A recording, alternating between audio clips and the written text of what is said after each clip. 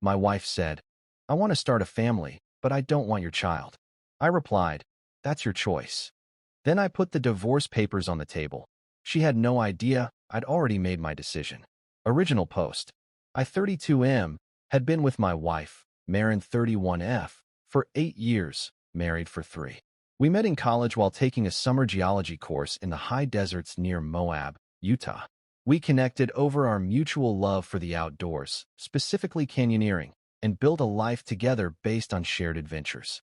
We eventually settled in Telluride, Colorado, a place we chose for its access to the San Juan Mountains and its vibrant, if expensive, local community. I work as a hydrological engineer, designing water management systems for rural mountain communities. It's demanding, travel-heavy work, but it pays exceptionally well. Marin runs a boutique adventure photography business. For a long time, everything seemed perfect. We had a beautiful cabin, a solid group of friends, and enough disposable income to travel out of the country twice a year. About 2 years ago, we started talking about having kids. We both wanted them, but Marin insisted on waiting until her business hit a specific revenue milestone. I agreed. I wasn't in a rush, and I wanted her to feel professionally secure. Then, 6 months ago, things started to shift. Marin became distant. She started picking fights over trivial things, how I loaded the dishwasher, the fact that I spent a Saturday morning fixing my mountain bike instead of watching a movie with her. She also started spending a lot of time with a new group of friends she met at a high-altitude training clinic. Specifically, a guy named Vance, 34M, a semi-pro trail runner who had recently moved to Telluride from Boulder. I didn't think much of it initially. Marin is naturally outgoing, and we've always had separate friend groups alongside our mutual ones. But the late-night texting started. She'd angle her phone away from me on the couch. She started going on solo weekend scouting trips for her photography, which she had never done before. The tipping point happened 4 months ago. I had just gotten back from a week-long project in the Wind River Range. I was exhausted but excited to see her. When I walked in, she was sitting at the kitchen island, staring at a cup of coffee. She looked up at me, expressionless, and said, "We need to talk about starting a family." I smiled, dropping my duffel bag. "Okay, did you hit the milestone?" She didn't smile back. "I've been doing a lot of thinking, Ledger," she said, using my full name instead of the usual Ledge. "I want to start a family, but I don't want your child." I froze. The silence in the kitchen was deafening. "What are you talking about? Are you saying you want to adopt?" "No," she said, her voice completely flat, devoid of any emotion. "I want biological children. I just don't want them with you. I don't think you have the right genetics. You have a family history of heart disease, and honestly, your metabolism is sluggish. I want a child with peak athletic potential.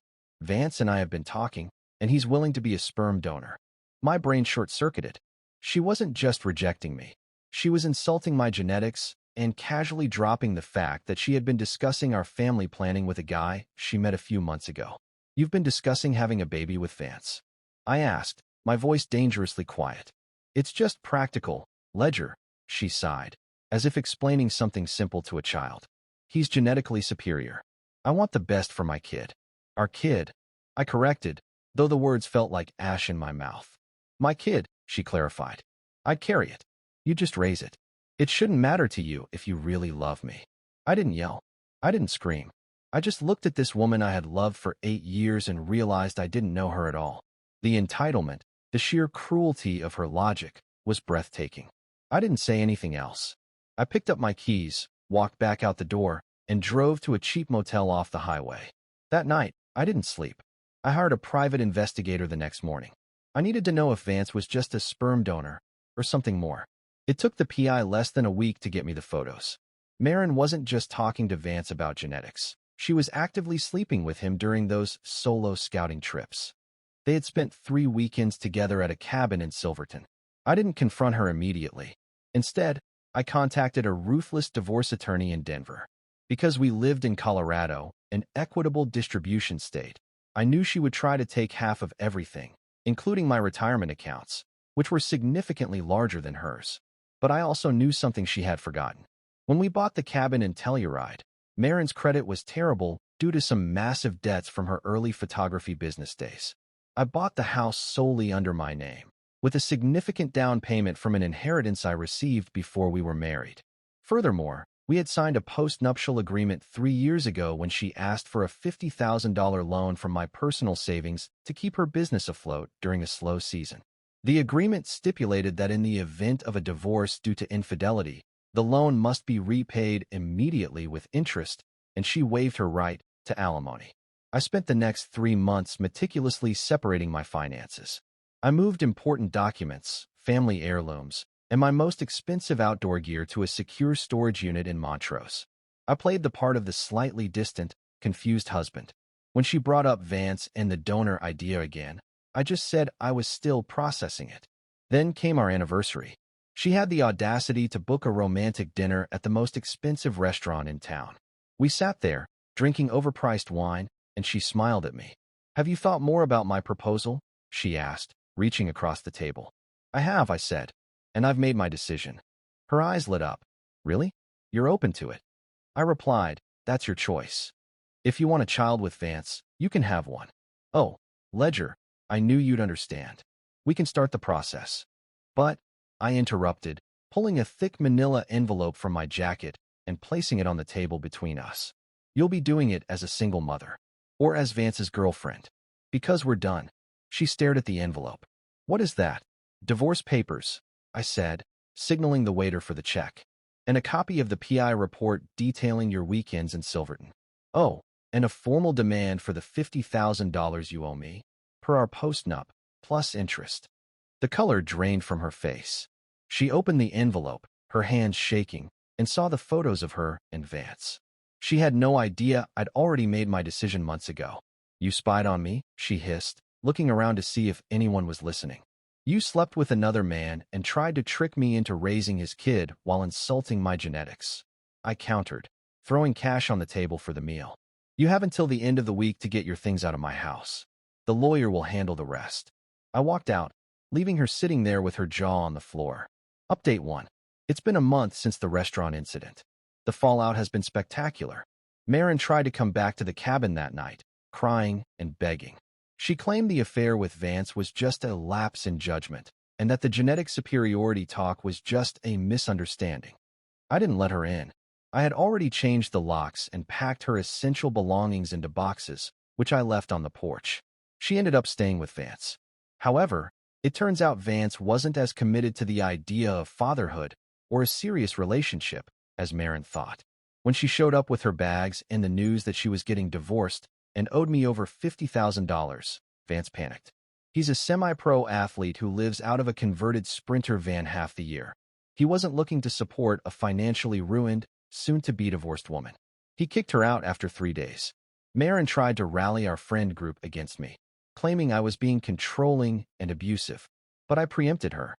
I sent a very calm, factual group text explaining that we were divorcing due to her infidelity and her plan to trick me into raising her affair partner's child.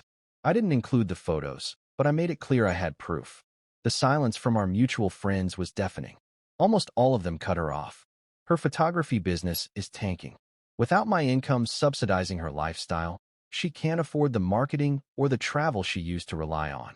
She's currently living in a cheap apartment in Grand Junction, 2 hours away from Telluride, and working part-time at a coffee shop to make ends meet while trying to scramble the money together to pay me back. Update 2. It's been 6 months. The divorce is finalized. Because of the airtight post-nup and the undeniable proof of infidelity, the judge didn't look kindly on her. She tried to fight the house, claiming she contributed to the mortgage, but since it was bought with my premarital inheritance and solely in my name, she got nothing. The judge also upheld the post-nup regarding the $50,000 loan. Maren couldn't pay it. She had to liquidate her business assets, her expensive cameras, lenses, and lighting equipment, just to cover a fraction of it. She still owes me $30,000, and my lawyer put a lien on any future earnings she might have until it's paid off. I heard through a former mutual friend that Vance dropped her completely. He started dating a 22-year-old rock climber and moved to Oregon. Maren is still in Grand Junction. The friend said she looks exhausted and miserable, constantly complaining about how unfair her life is and how I ruined her. Final update. It's been 2 years since I served Maren those papers. Life has moved on, and honestly, It's better than ever. I sold the cabin in Telluride. While I loved the area, there were too many ghosts. I used the equity to buy a massive piece of land outside of Bozeman, Montana. I designed and built my own off-grid, sustainable home. Work is going exceptionally well. I was promoted to regional director for my engineering firm, which means less travel and more time to enjoy my property. I've gotten heavily into fly fishing and backcountry skiing. As for my personal life, I started dating again about 8 months ago. I met a woman named Qley, 30F. She's a wildlife biologist who works for the State Park Service. We met when I was consulting on a river restoration project. She's incredibly smart, fiercely independent, and doesn't care about milestones or genetic superiority. She just cares about building a genuine partnership. We're taking it slow, but for the first time in years, I feel completely at peace. I occasionally get automated notifications from my lawyer when Marin makes her pathetic $150 monthly payment toward the remaining debt. It's a tiny reminder of the bullet I dodged. She thought she could rewrite our lives to fit her delusion, but she ended up writing herself out of a good life entirely. I don't feel anger anymore, just a profound sense of relief. I built the life I wanted, on my terms, and the best revenge was simply leaving her behind to deal with the consequences of her own choices.